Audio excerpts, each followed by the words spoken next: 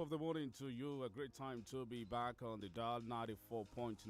32 FM is the station. Of course, we are located on the fourth floor, Cocoa House, Dugbe, in Ibadan, Tapa 6, and it's time for your morning tonic, the Break of Dawn newspaper review. My name is Olutayo Gwade, and of course, I'll be treating you to the stories here. I have the Guardian newspaper, Daily Trust newspaper, Punch, and Daily Times newspaper. Let me go to the Daily Trust newspaper and start from there. 2023 weekend moves against Atiku Saraki courts 5 governors. 2023 weekend moves against Atiku Saraki courts 5 governors. House and teachers are brewing distrust in the teaching profession. AFCON, we had the desire to win. Tunisian coach.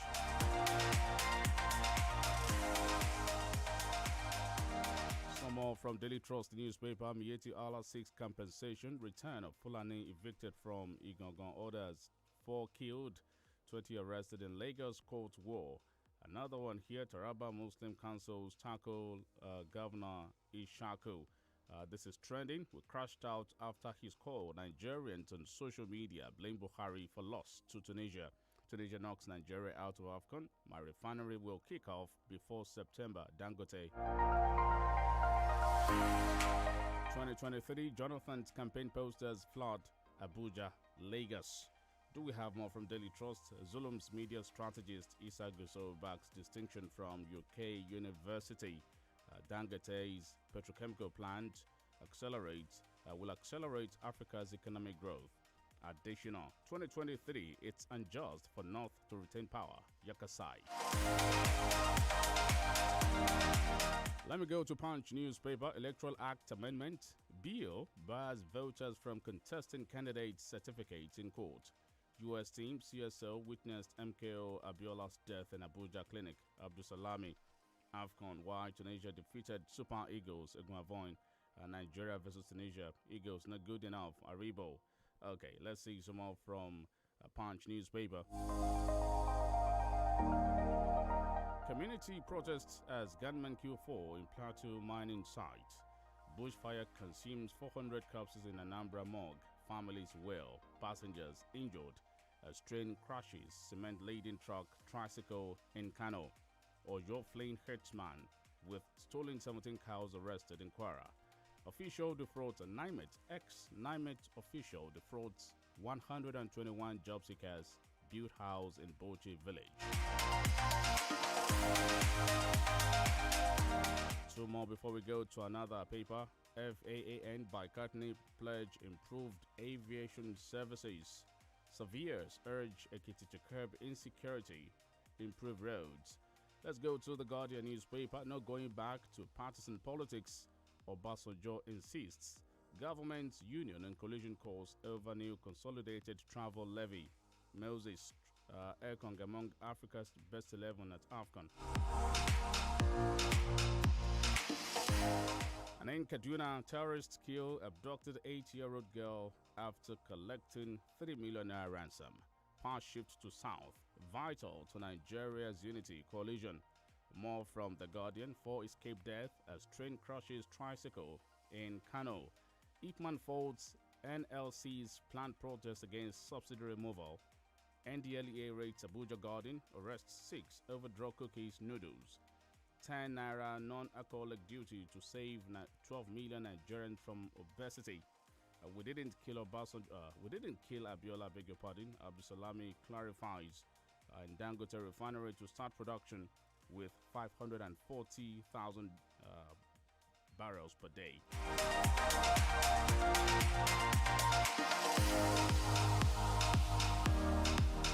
From Premium Times, Nigeria Super Eagles crash out of Nations Cup after Tunisia defeat. That's no news now. Gunmen behead Ebubiago security operative in Ebonyi. 486 people killed across Nigeria in first 3 weeks of 2022. How terrorists killed dozens, abducted girls of villagers for refusing to pay levy. COVID-19 with 29 cases. Nigeria records lowest daily infections in 2022.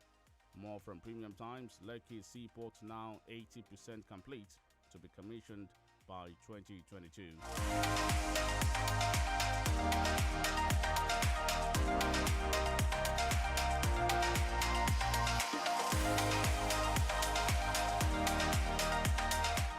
got my first break. In a bit, I will engage Dr. Olu Ojedokun for some analysis.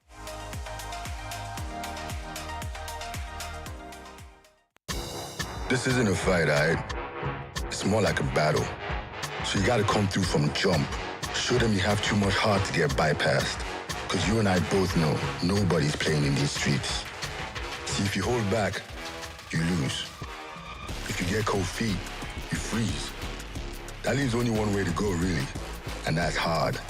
So show up, show out, show yourself, battle for your dream. Only the best stories from the very best dancers will make it to Glow Battle of the Year Nigeria, the search for Nigeria's unlimited dance talents. Watch the next generation of greats go from the streets to winning mega millions and repping Nigeria on the world stage in Europe on Glow TV from February 2022.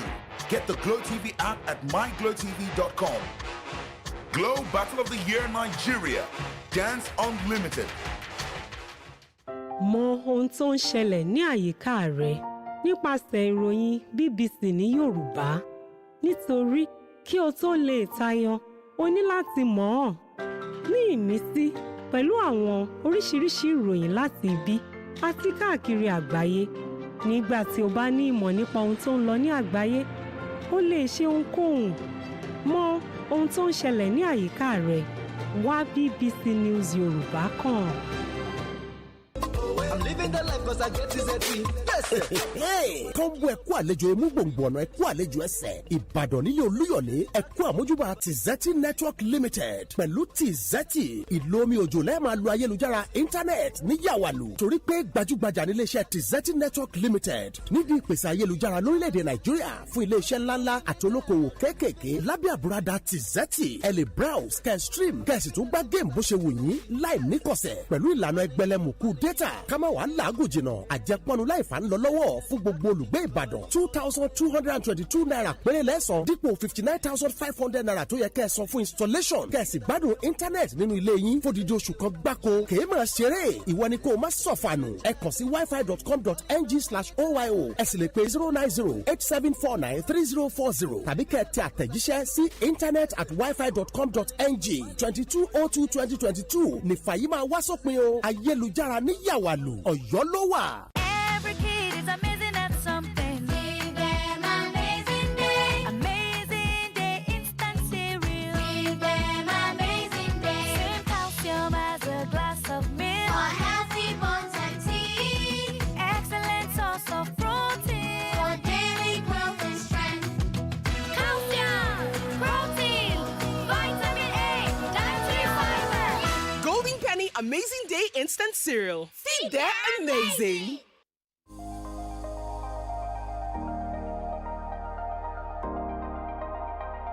Welcome back from the commercial break. 32 FM 94.9. It's the 24th day in the month of January 2022, and it's International Day of Education. International Day of Education. Education is a human right. That is what we do know. It's in line with a sustainable girls' education for all. Okay, my name is Olutayo Ogunade once again. Thank you for joining the program. I have with me on the program Dr. Olu Ojedokun. Dr. Ojedokun, it's good to have you join me on the program. Yeah, top of the day to you. Great. Let's start off from here. I don't know, but I know you watched the match yesterday, Nigeria-Tunisia. You're a sports person. I know you support Liverpool, but this is Nigeria, national call. We lost to Tunisia, and of course, Nigerians aren't happy. I am not happy about it personally. But I know that we also like to chew on superstition. Some say it was the call before, the match. And of course, we also know that that was in line with, like they say, long-standing protocol. The president will have to say hello to the guys to encourage them. What's your thoughts on the program, on the match of yesterday? Well, let me just pick up the point. I'm not sure that it's a long-standing protocol that the president calls before every a match. Normally, I think maybe final, once they get into the final or something, he might call. I mean, but I think the social media has gone crazy, and I say crazy because basically everybody is attributing the loss to Mr. President. Many people will suggest that rather than the loss, there was a lot of pressure on them. there was the announcement of a donation from Otedola running into millions of dollars, if I recall. And I think that may have put a lot of pressure. But I also think that there was a lot of confidence that was gathered from the matches, in the group matches, yes, when they won all their, and they did effectively, they did very well. I think that affected them. Of course, they were 10 men down, but I think what betrayed them, in my view, was overconfidence and a lack of clear strategy to contain the Tunisians. Tunisians discovered what our game plan was. They cut us off, particularly the wing, and therefore they were able to triumph. But for people now to say that it's down to Mr. President, I don't know. I think it shows how deeply unpopular Mr. President is for people to be attributing a loss on the football field to him. But that's the narrative. People are saying that a phone call from Mr. President was what did it. I'm not sure you can really say that. All right. You can see that the Tunisians were big on the side of tactics. They outpoint us, outplayed us with that. And of course, Nigerians lost. Well, away from that, let's go to this one. Electoral Act Amendment bills bars voters from contesting candidate certificates in court. That's what you have here from Punch newspaper. A new amendment to the Electoral Act has precluded the possibility of voters challenging credentials submitted to the Independent National Electoral Commission by candidates. The Punch has learned. Yeah, the question I'll ask is, does the National Assembly really want the Electoral Act to be amended? Is this another red herring? You understand? Because it simply doesn't make sense. How can you bar people to challenge whether fraud has been perpetrated by candidates, whether candidates are impersonating one another? I think it's unconscionable. It doesn't make sense. It's probably going to be inconsistent with the criminal code, you understand? And of course, these are laws that may not stand the test of time if they're tested in the courts and they go up all the way to the Supreme Court. So I just think there's a sinister plan by the National Assembly to ensure that these laws are not amended. That's the electoral law, particularly to make sure that this electronic transmission of results does not see the light of the day, because how else can you explain that? They're giving the Mr. President another excuse again to undertake a veto. I'm really disappointed. All right. As the 2023 presidential race gathers momentum, Rivers State Governor Nyesom Wike is all out to edge out former Vice President Atiku Abubakar, as well as Senate President Bukola Saraki, and other contenders for the party's ticket from the north. Who does he have in mind? Well, I don't know who has in mind, but I think if Atiku is running, he may need to take counsel from February, who has said you cannot be a serial contester. You can't just be contesting and contesting for the sake of it. It has to be realistic and it has to be within the proper context. As to the other northern candidates, I think they really have to take a cue from the fact that Nigeria at the moment is a very fragile federation, and part of what holds us together is that this turn-by-turn system, you may not like it, but that's what we've been operating. And they say it is the turn of the South. And I'm sure the South can find somebody who's very competent. I'm sure the PDP can find somebody very competent. The problem with the PDP at the moment is that when you look at them, Peter Obi is not throwing his art into the ring, rather. And when you look at them, you can't find a clear candidate. And Bukola Saraki may want to play the game that when it comes to some elections is part of the South, Yoruba, you understand, by affiliation.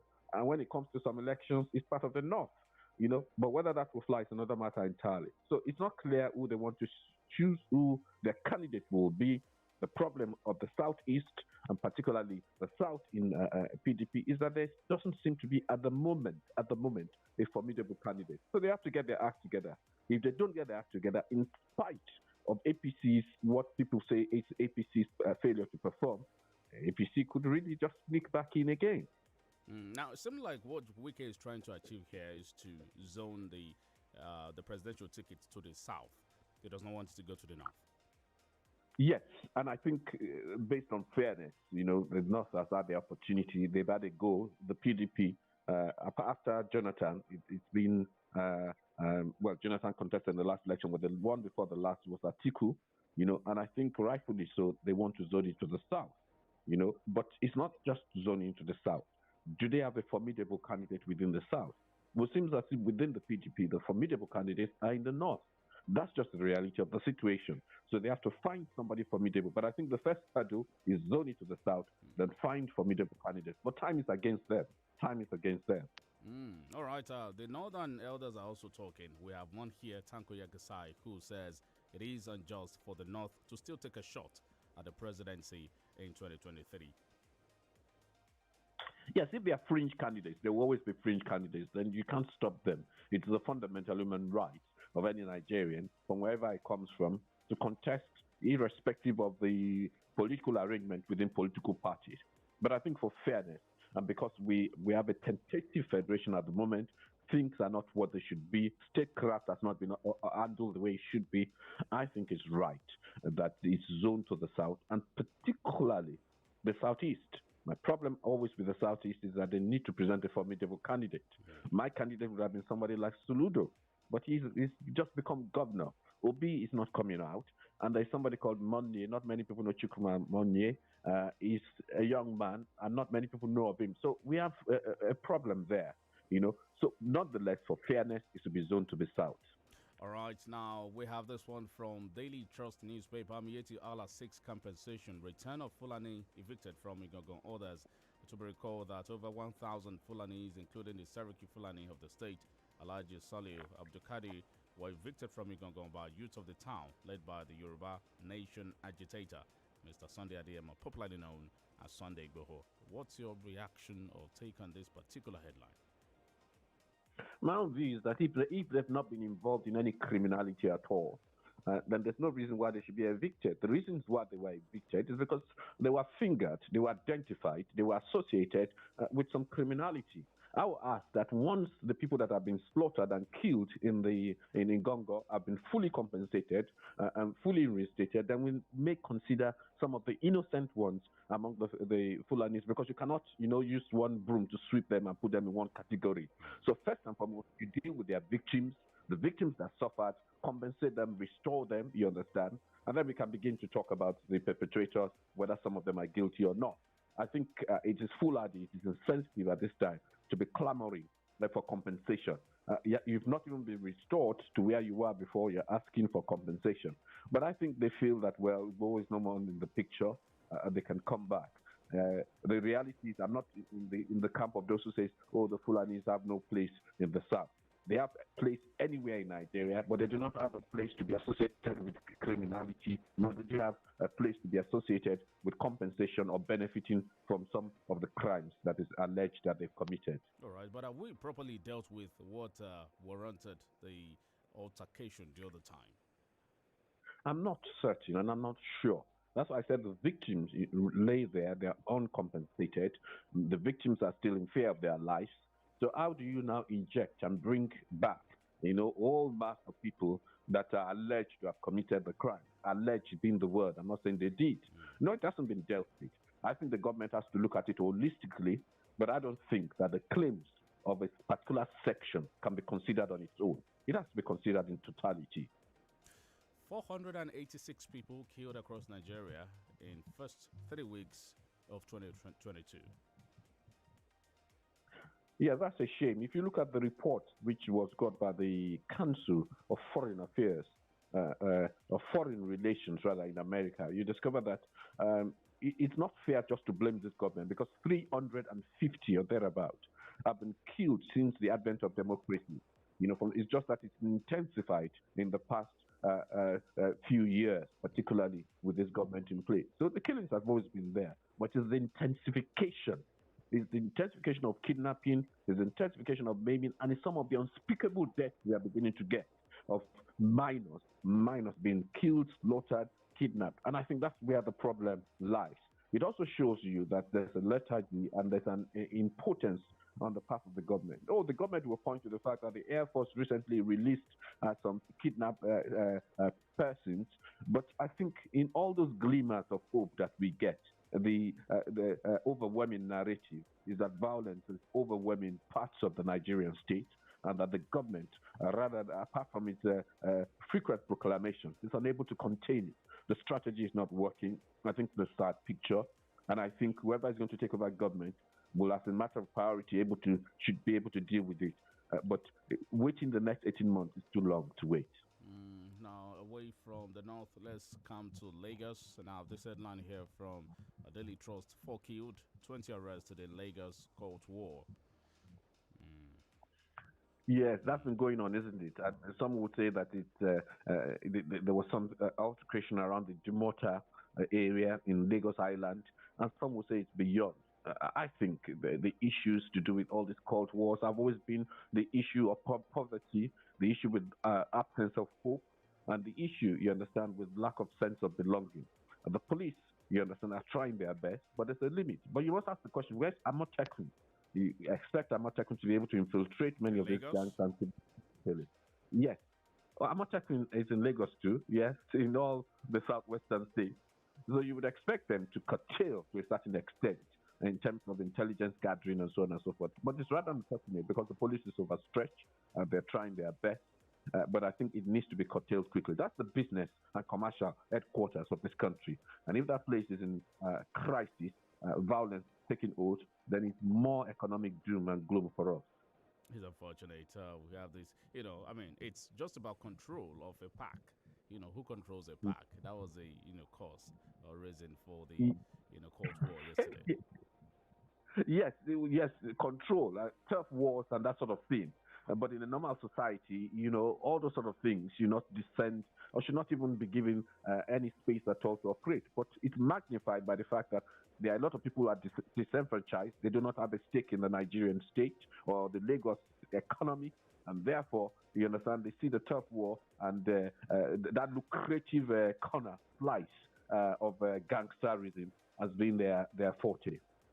Okay, ex-NIMET official defrauds 121 job seekers, builds house in Bauchi village. Let me tell you the story. A former official of the Nigerian Meteorological Agency, Hamza Gambo, has been arrested for allegedly defrauding 121 job seekers of over 5 million naira that you have from Punch. Yes, a lot of times we criticize the politicians. We say it's the politicians responsible for corruption in Nigeria. But you discover that the civil servants and many people, even outside the civil service, are part of the whole corruption. And this is evidence of that everybody who has the opportunity to scam his fellow Nigerians is taking that opportunity.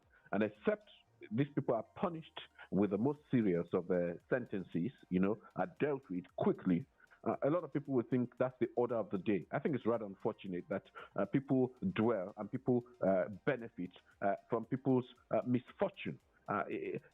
Some people, people can be unemployed. But when people take the Michael out of them, take the Mickey rather out of them, I think that's another dimension entirely. So I don't think it's isolated, what's happening in Bauchi. I think it's happening all over the place. It's just unfortunate that he got caught. But it's good that he got caught. And I think he should be punished. And I think an unmistakable message should be sent to corrupt officials, whether they be politicians, whether they be civil servants, whether they be ordinary citizens of Nigeria. Now, on the front page of Daily Times newspaper, there's a bold headline here: only price reduction will justify rice pyramids, experts tell federal government. Yes, it's true. I mean, you don't find pyramids in anywhere in the world of rice.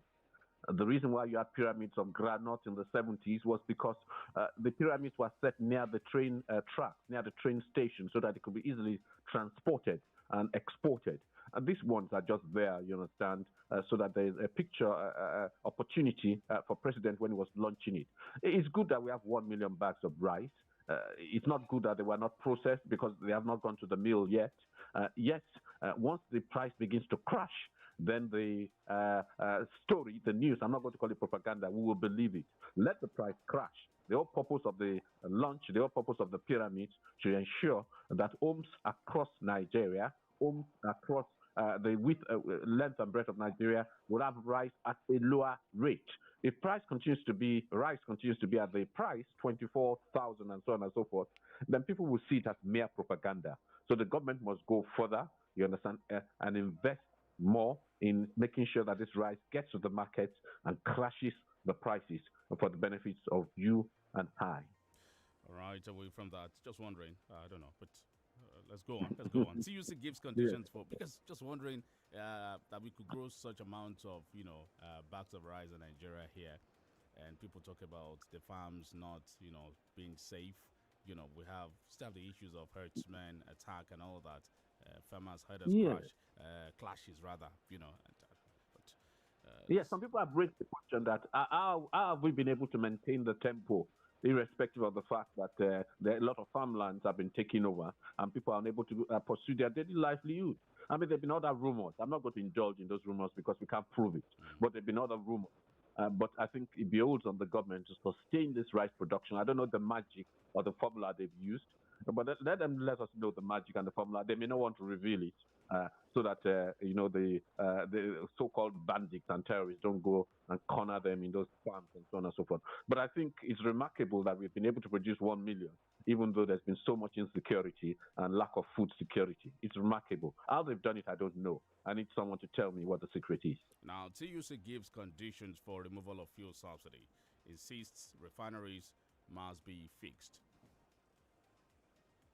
Well, the part of the reason why we have subsidy at a high level is true to say that we have no refineries in the country that are working at the moment. We're spending millions of dollars trying to rehabilitate refineries that people have told them to just abandon or sell off.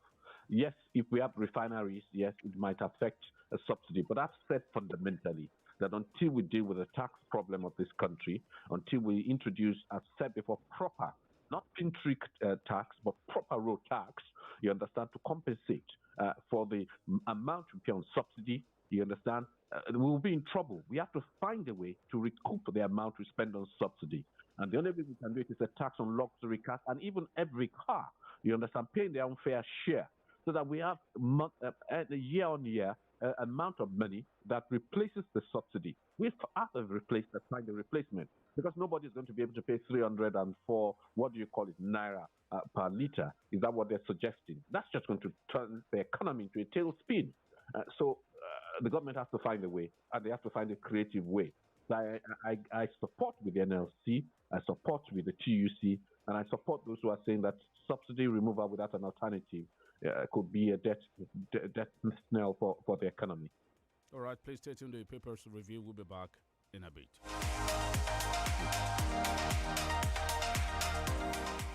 Every kid is amazing at something. Give them amazing day. Amazing day instant cereal. Give them amazing day. Same calcium as a glass of milk. For healthy bones and teeth. Excellent source of protein. For daily growth and strength. Calcium, protein, vitamin A, dietary fiber. Golden Penny Amazing Day Instant Cereal. Feed their amazing. Africa's greatest football tournament is here. Watch all 52 AFCON games live in perfect picture quality on DSTV with expert analysis. What's more, with the DSTV app, you can experience every moment at home or on the go from the 9th of January to the 6th of February 2022. Get an HD decoder, dish, and 1-month DSTV compact subscription for only 13,900 naira and color live to the Total Africa Cup of Nations 2021, live and in HD on Supersport, your world of champions. Mọ ohun tó ń ṣẹlẹ̀ ní àyíká rẹ nípasẹ̀ ìròyìn BBC ní Yorùbá. Nítorí kí o tó lè tayọ, o ní láti mọ̀ ọ́n. Ní ìmísí pẹ̀lú àwọn oríṣiríṣi ìròyìn láti ibi àti káàkiri àgbáyé. Nígbà tí o bá ní ìmọ̀ nípa ohun tó ń lọ ní àgbáyé, o lè ṣe ohunkóhun. Mọ ohun tó ń ṣẹlẹ̀ ní àyíká rẹ. Wá BBC News Yorùbá kàn. Ìyá Ṣadé, ṣé o sì tí mo wá ń pè látòórọ̀ tó wá dá mi lóhùn?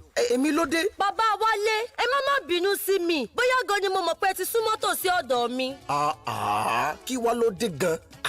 Láhùn mi. Ẹ wo, ọ̀rọ̀ lórí àwọn èrè oko mi ni. Kódà ó ti sú mi kọjá àlàyé. Mi ti ẹ̀ ṣiṣẹ́ àgbẹ̀ yìí gan mọ́. Kò le tó yẹn. Ṣé o ti gbọ́ nípa Modesty Farm Nigeria ní iléeṣẹ́ ohun ọ̀gbìn ẹ̀gẹ́ àtàgbàdo? Wọ́n ń bá ní dáko oroko ṣọ̀gbìn tí yóò mú èrè ńlá fún ọ lọ́pọ̀lọpọ̀. Kò tán síbẹ̀ o, ilẹ̀ oko ẹ̀gẹ́ àtàgbàdo wọn làwọn darandaran kì í súnmọ́ tòsí rẹ̀ rárá o. Ó sì fi ni lọ́kàn balẹ̀ gbáà. Ọlágbẹ̀ ni ò jẹ̀bi ó pa ní ẹgbẹ́ iṣu ẹgbẹ́ gbẹ̀dọ̀. Kàn sí iléeṣẹ́ Modesty Farm Nigeria lónìí ní Ladlab Complex, Shell bus stop ológun ẹrú ìbàdàn tàbí kí o yára pè wọ́n báyìí lórí ẹ̀rọ ìbánisọ̀rọ̀ 0703 704 3168. Modesty Farm Nigeria orí yín wà ń bẹ̀ o.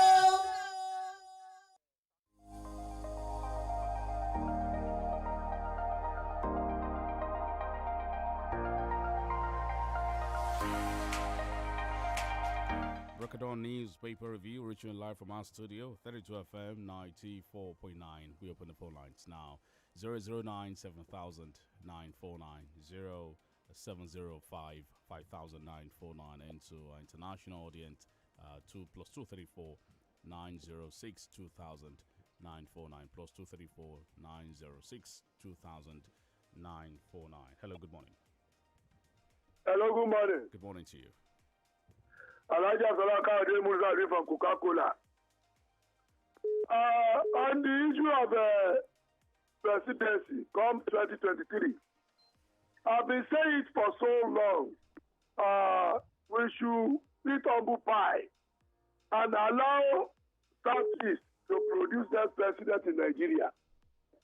Because if you don't give some my Southeast brother sense of belonging in Nigeria, the problem of recession will continue to come off.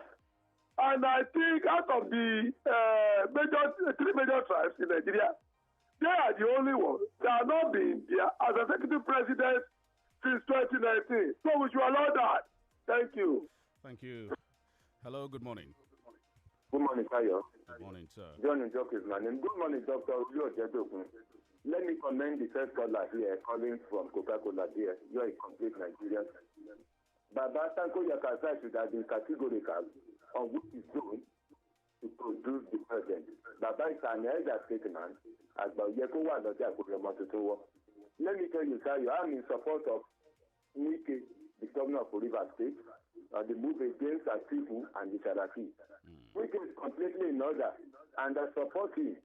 Recall Atiku left 7 governors, which included Governor Sharaki of the Demkwara State, and walked away from PDP convention and the council PDP. Atiku said he would make visible change inevitable, make valid change inevitable. Why governor of Niger State, Dr. Aliyu, and the Sule Lamido said that they remain in PDP to destroy it. The defection of Atiku and those governors led immensely to the defeat of PDP in 2015 election. You don't kill a prophet and enjoy his prophecy. You don't need to benefit from the structure you have to destroy. I support Nweke. Let him go on. Thank you. There. Hello, good morning. Yeah, Tayo. Yes, good morning. Good morning to you. This is okay. Dr. Jadok, good morning. On the subsidy, Tayo, let's kerosene subsidize. We are buying for 300, 400 now. Diesel, the same thing. I actually asked a question. We need to ask, what has been the benefit of those very ones before we actually support or go against this very one? How has it actually affected us, the ones that were deregulated? Is it simply because we are getting it now, then we say, yes, we should work with that? Please, these are salient questions before. So that's why I'm actually in support of TUC. There are things they need to do before we say, yes, let's go ahead with what we want to do. Good morning. All right. Thank you. Okay. Dr. Jedok, are you there? Yes, I'm there. I can't hear them, but I'm here. Okay, great. Okay, just spoke about the kerosene subsidy. Some called it, or I mean, still call it a mega scam anyway. But he's saying he supports the TUC that until the refineries are fixed, nobody should talk about subsidy. Yes, well, yes, I don't disagree with yes, because if the refineries are not producing, then of course the cost of exportation, or what we call it, importation rather, you understand, should be borne by the federal government. But my own view is I go further, that the government should be able to have a road tax which covers that amount of money, because economically the country has no money. We have a deficit of over 7 trillion. That's our deficit, and we're spending almost 2 trillion annually on subsidy. Where's the money going to come from? Hello, good morning. Hello, good morning. Good morning to you. Yeah, good morning, Tayo. Doctor, good morning. This is the voice of the market. On the issue of insecurity in this country, please, we don't need to be deceiving ourselves. Until this present administration, under the leadership of President Muhammadu Buhari, get to know the source of this problem, before the problem can be solved. Have a nice day, Tayo. Thank you. Hello. Hello, good morning. Good morning. What's your name? Hello, good morning. Good morning to you. What is your name? Yeah, I'm Shola calling from the Google State. Are you listening, sir? Yes, I can hear you, Shola. Go on. Yeah, on the issue of, concerning the match I was playing yesterday, the Super Eagles match. Yeah. You know, it's unfortunate that Nigeria lost to Tunisia by goals, one goal to nothing. I think one of the factors that is, responsible for the loss yesterday has to do with the fact that there's injustice in the land.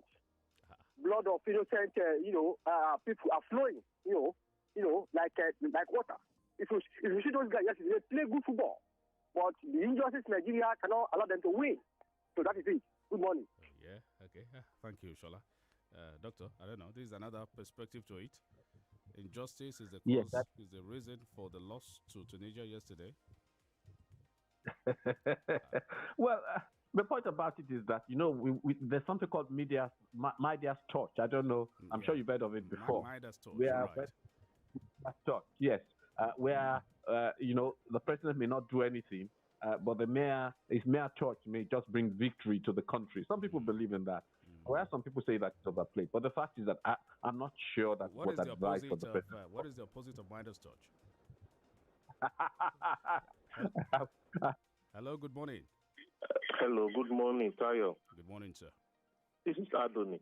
Oh, Adoni, it's good to have you again. I want to ask you, Tayo, and Dr. Olu Ojedoku. I have tried to monitor other OPEC organizations, other OPEC members.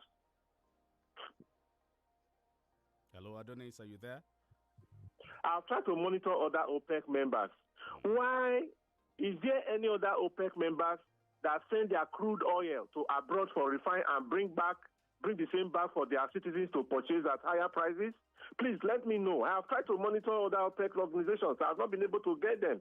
Is that correct? Thank you. All right. Thank you. Doctor. Yes. Yeah, I just said, is that correct? The last part, I didn't really get what he said. Oh, well, he said it was referring to OPEC members. Are there other OPEC members that send their crude abroad for refinery, to be refined and then bring it back to their country? I think there's hardly any. I think Nigeria probably stands out. If there's any, there are one or two.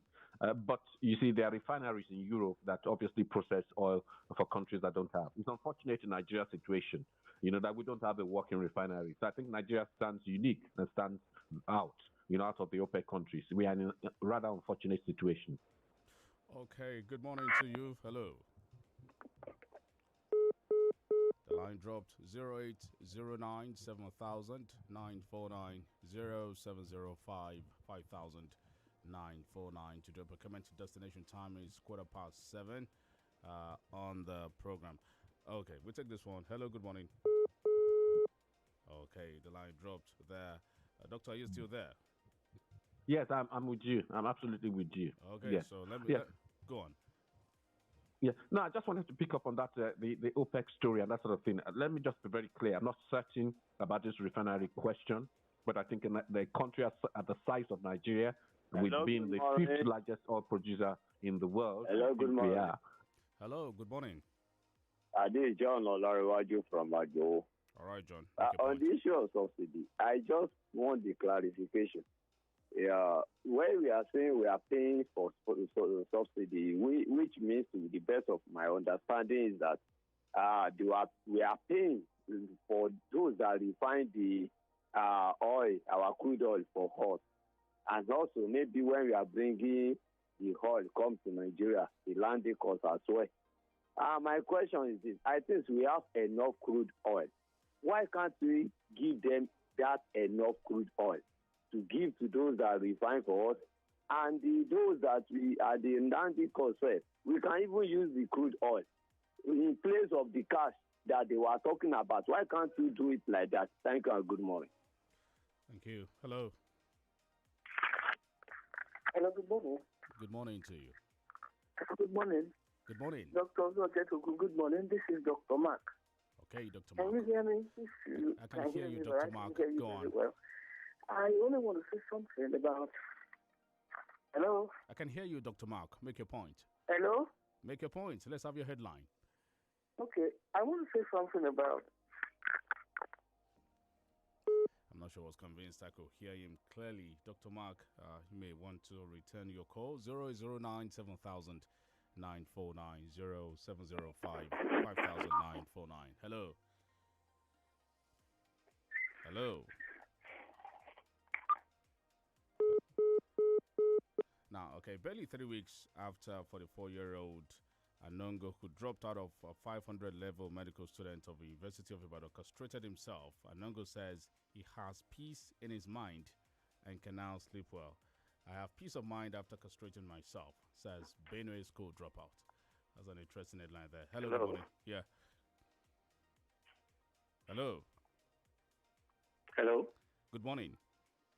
Hello, good morning. Good morning to you. Go on, go on. Yeah. Am I on the program? You're on the program. Live. All right. This is Olusegun calling from Ring Road, Ibadan. Okay, Shago. Right. This clarion call to the government that they should desist from trying to implement this increment or subsidy removal because it cannot be justified. On the world market, there are two types of oil. You have the London Brent, and that the great Nigeria has, and you have the New York Light. Now, the budget is based on $40 per annum for now, and oil is selling presently for $88. So that deficit budget is already financed, so there will be no need. And if there's going to be any need, it has to be passed on to the people that earn more. And that refers to the House of Reps and Senators. They have to concede 25% out of their allowances to subsidize because they've been paying lip service to the resuscitation of these refineries. And that's not the only refinery that's not working. The Ajaokuta steel mill, too, is still moribund. Obviously. Well, thank you for your call there. Dr. Jericho. Yeah. Well, I think anything that the federal government or government controlled or the government is involved, whether it's Ajaokuta, whether it's refinery, doesn't tend to work optimally. Private sector has always been the way forward. Government has no And that's why we business work. in business. That's what they say. No, they shouldn't really be there because it's been inefficient and we've tried it again and again and again. You understand? And that's why we should leave it to the private sector. And that's why I think it was a mistake when the government decided to reinvest in repairing. Now, what I was trying to say the other time is among the OPEC nations, it's only Nigeria that exports all her crude and buy refined products. You see, the leadership of Nigeria know what our problem is. But because they are benefiting, you can see when these crude are sold, when the money comes, they deceive all Nigerians that they are sharing the money to all the states. And that is the reason why the solution to the problem of this nation is to restructure. There are so many things that the states can do with resources in their state to grow their individual region. Thank you, Dr. Mark, there. The problem or the solution is to restructure, he says. Doctor, we have to go. Yes, I think restructuring is the way forward. I think it's fundamental, and I think it will unlock the potential of the Nigerian people. All right, it's a wrap on the program. The Breakdown newspaper review, 6:30 to 7:15 is the time. The program will be back tomorrow, same time. Up next is a Smart Case show with Auntie Yellow. I am Olutayo Ogunade. Have a great Monday. Bye for now.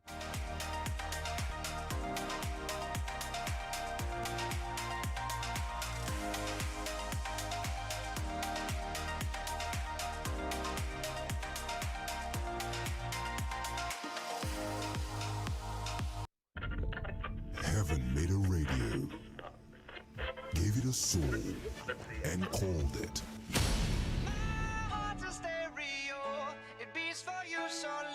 32 FM 94.9.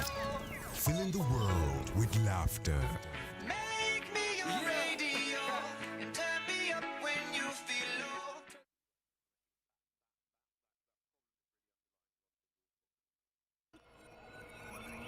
We fill the world with laughter. We are 32 FM 94.9. My name is Chinedu Abundance. I am 11 years old. I listen to Smart Kids so I can gain more knowledge about what is happening in the world. You should too. Hi fellow kids, my name is Zainab Bintu Maruf. I am 10 years old. I listen to Smart Kids Show because it is educative. I implore other kids to listen. My name is Abdigan Teslim. I am 6 years old. I listen to Smart Kids Show because I love 32 FM.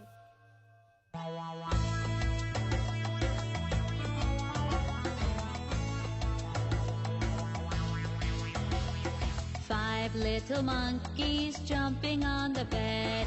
One fell off and bumped his head. Mama called the